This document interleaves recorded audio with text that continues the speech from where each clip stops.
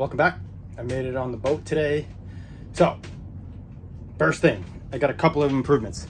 This has been a pretty good situation so far. What I've done is I've basically put a longer line on the dinghy. So now it's hanging much further off the boat, and that should prevent the banging because the wind's just going to push the dinghy away from the boat. So the problem I was having is the line was too short, and every time a wave came by, it would just kind of yank the dinghy back and into the boat. So I think I fixed that by doing a longer rope. So far we have zero banging. The other cool thing I did is today I put a lawnmower battery. It's a smaller battery for my electric outboard, and it weighs a lot less, obviously, because it's from a lawnmower. So I was able to haul things out in 2 trips from the car to the dinghy, and that included all the stuff that I brought today. So I'm gonna show you something else that I got, which is gonna be exciting. I'm really glad to have some help along the way. So the guy that sold me the boat, this was a donated boat, had recommended getting some of these guys. So these are they're called marine diapers. So basically what they do is they just absorb the oil and the diesel inside of the water, and they don't take on any water. And since diesel and oil are lighter than water, they float on the surface. So you lay these into your basically your dirty water, and they'll absorb the oil and the diesel, and then I'll be able to just vacuum out the water, and then it'll just be clean water, so I can throw that overboard. That's going to save me a lot of time, because I originally thought I was going to have to go ahead and take that dirty water, pump it out into a 6-gallon container, and then haul it out by dinghy to basically one of my trucks, and then fill up a container and then take it to a recycling place. So really happy I don't have to do that. That's a win. The goal initially is I'm gonna disconnect this battery, and once that's disconnected, I can get that blue bucket out from underneath of it and then take out that piece of wood, and that's gonna give me some room to lay down those marine diapers in the engine compartment. Then I gotta do the same thing over here by where the mast is. So I gotta pull that cover and expose that area. I'll show you in a little bit what that looks like, but there's also water in there. But I'm gonna start over here initially. So I'm gonna pull this battery, pull this bucket, pull that piece of wood, and see how much room we have to drop one of those marine diapers in there. Pulling all that stuff out, you can see that there's plenty of stuff, aka water, in here. So in a second, I'm about to drop a marine diaper in there. But I just want to show you really quickly along the mast is more water. So there's good news and there's bad news. The good news is these compartments are separated. So this just looks like basically rust water. So I'm gonna clear out some of this metal over here, and then drop a marine diaper in here just in case, just to make sure there's no oil in here along with diesel before I start vacuuming. The bad news is that that rusty metal is essentially the support beams for the mast over here.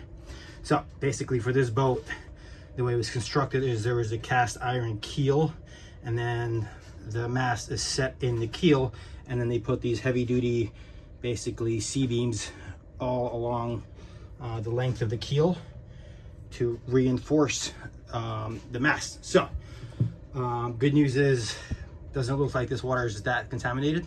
We're gonna double check anyway. Bad news is I gotta pull those things apart and then obviously redo all that metal work and see what other damage is down there. Marine diaper number 1 is going in. So the idea is just to let it sit there for a little bit, and then it will not absorb water. It only absorbs diesel, gas, and oil. So I'm gonna let that sit for probably 5 to 10 minutes and then see what happens. And then in the meantime, let's get marine diaper number 2. Marine diaper number 2, this one I'm gonna rip in half. No, I'm not. I'm gonna drop in here. So, and we'll see if that picks up any oil and or diesel. So far, looks like it's just picking up dirt because it's just floating on top. So this might be good. I'm gonna check in a couple minutes, see if there's any oil on the other side. Quick check on these marine diapers. So I have 2.5 and another half I actually put through the drain hole in the shower for that rear compartment. It's the same water. I just can't really put a full one in there. Only enough space to put half, but as you can see, these guys are doing their job. The one on the left and that other half are, looks like almost full, and then I put the other one that was in there because it wasn't taking up any oil, so that's basically rust water. So I'm gonna leave these in here for probably another 10-15 minutes and then rotate out the very dirty ones for some fresh ones, and then let the one on the right just kind of sit until it's fully absorbed, and then go from there. While those are doing their job, I brought my Milwaukee Pack Out cordless vacuum. It's gonna run on these giant batteries. I bought an army of them. I brought 10 in total in my backpack. So while those diapers are going to town, I'm gonna go ahead and vacuum out as much of that water around the mast as I can. Hopefully I have enough batteries once the diapers are done doing their job to get all the water out. But if I don't, I don't. That's part of life. My baby's getting a diaper change. So those are the 2.5 marine diapers that were in there. I'm gonna put 2 fresh ones in. Good news is, after feeling the water on the glove, it doesn't seem like there's a lot of oil left, but just to be safe, I'm gonna put 2 more, and then if I have to, I got a whole nother pack over there.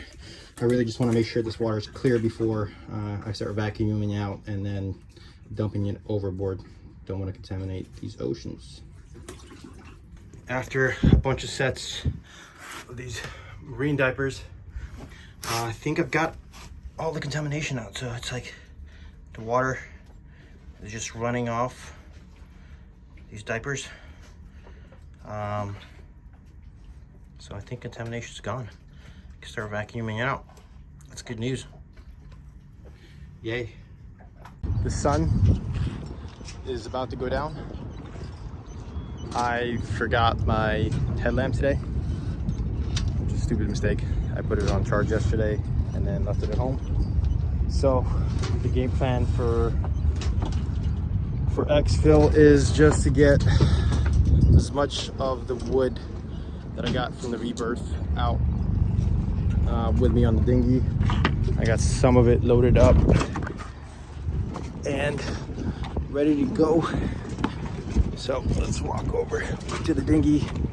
Okay, so dinghy is down there, loaded up with some wood, and that's what I'm hauling out today. Back in the car. Today was not as productive as I thought, but I did get a chance to meet a fellow neighbor.